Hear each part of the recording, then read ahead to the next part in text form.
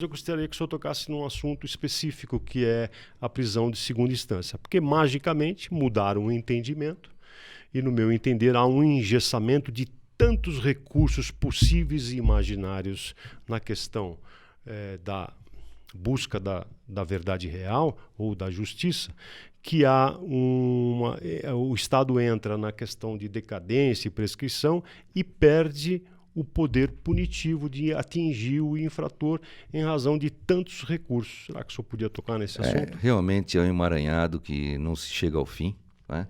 O sistema procedimental, penal, civil, é um sistema complexo demais, não é? Até houve uma proposta de um ministro lá do Supremo Tribunal Federal para que tudo terminasse na segunda instância e as instâncias superiores fossem apenas instâncias rescisórias e revisionais, né? E não mais instâncias recursais, porque a gente tem 4 instâncias aqui. A gente tem primeira, segunda, tribunal, terceira, STJ, especial, e a extraordinária do Supremo. Quer dizer, às vezes vai direto lá para o Supremo, você tem as súmulas vinculantes, você tem... Houve casos que já pularam aí, inclusive no próprio caso do Lula já pularam aí várias instâncias e foram parar lá em cima no Supremo Tribunal Federal. Então é um sistema altamente complexo, o organograma da justiça também é complexo, poucos sabem falar sobre o organograma da justiça, entender o organograma da justiça. Uma pessoa bastante graduada, até membro do Tribunal Superior, foi fazer o quadro organograma da justiça e a justiça militar estava inclusa na justiça. A justiça militar estadual estava inclusa na justiça militar da União. O que não é verdade. Está inclusa aquilo lá no STJ, aqui perto dos tribunais de justiça. E quando tem justiça. Então, é uma situação tão complexa, tão difícil, que realmente muitas vezes não se consegue exercer o jus puniendi. Agora, a prescrição, eu vejo que a prescrição do Código em abstrato é natural, mas o problema é que nós temos alguns crimes imprescritíveis, mas o problema é que quando se chega lá na ponta, é recurso atrás de recurso e não se consegue chegar a um final. É complicadíssimo. E agora, não podendo prender em segunda instância, isso é complicado, porque o que acontece? Os tribunais superiores, eles não podem examinar fatos. Quer dizer, o Superior Tribunal de Justiça na área criminal e o Supremo Tribunal Federal, eles não podem examinar fatos. Os fatos já são julgados definitivamente pela segunda instância. Então, por que não ali já saiu o mandado de prisão, já cumpri a pena? Essa é a pergunta que não quer calar. Por que de lá já não vai? Por que já não faz? Agora, aquilo é uma situação especial e extraordinária, já está dito assim. Se é especial e extraordinária, vamos primeiro examinar a questão ordinária. Parou aqui, a situação ordinária é essa, já sai o mandado de prisão. Depois, de forma especial ou extraordinária, aí sim pode se rever ou coisa que o valha. Mas a execução já tem que ocorrer. O Supremo já mudou de posição N vezes, e isso vai ao sabor do vento. Eu, sinceramente, estou um pouco desanimado com a situação hoje do Supremo, que algumas decisões que a gente viu que realmente, não, com todo o respeito que merece os nossos ministros, que não se coadunam com a Constituição Federal, principalmente aquela em que estados e prefeitos tiveram a liberdade absoluta de fazer o que bem entendesse, não é?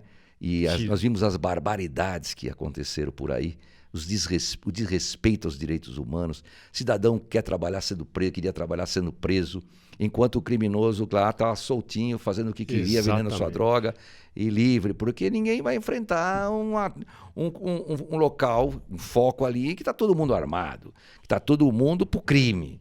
O cara vai lá justamente no cidadão de bem, que realmente é mais fácil de resolver e dar. E isso é a mando dos superiores, mando de governador, mando de prefeito, não é? A gente nem vai colocar a culpa nos policiais ou na Guarda Civil, a gente vai colocar a culpa justamente nesses prefeitos e nesses governadores que determinaram essas barbaridades aí, embora a gente também tenha membros da polícia e da Guarda que tenham sido arbitrários, e a gente sabe disso, embora a nossa polícia, a nossa Guarda realmente sempre prestaram um serviço de excelência à nossa população, mas estão contidos. Tem que tomar cuidado, porque se tomar alguma atitude para a defesa da sua própria vida, a defesa da vida de alguém, mas se acontecer alguma coisa com o bandido, mesmo que esses valores estejam em risco, o policial acaba entrando bem, ele acaba sendo processado. Então, o que ele vai fazer? Ele não pode agir, ele está com as mãos atadas. É isso que está acontecendo. E para quê, então? Para que polícia ser assim? Né? Então vamos deixar a bagunça aí reinar, como está reinando desse jeito. Está reinando, está cada vez pior.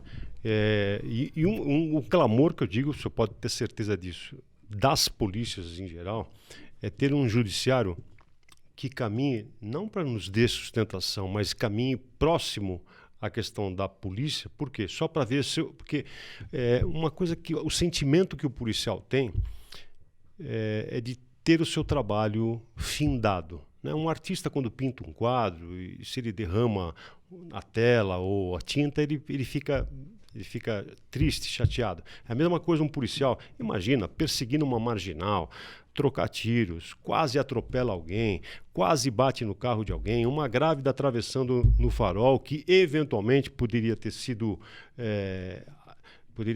atropelada, mas enfim, uma perseguição policial que é um clamor terrível, é o rádio tocando, é brevidade, ele vem e acaba pegando e prendendo o bandido. Leva para a delegacia e ele tem a satisfação de ter o seu trabalho resolvido, ou seja, ele prendeu o cidadão.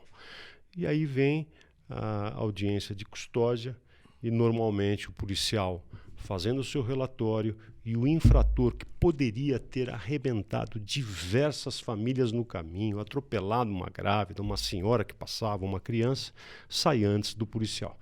Estou mudando um pouco de assunto, mas é uma hipocrisia, né? É uma hipocrisia, é uma hipocrisia muito grande. E a polícia precisa ter firmeza nas suas atitudes e corroborada pela sociedade e pelo sistema judiciário para defender a todos nós. O malfeitor é problema dele. Ele que pense duas, três... Primeiro o coletivo, primeiro depois o coletivo, o direito individual. depois Primeiro o a individual. coletividade. Mas não tem nem dúvida. E mudou.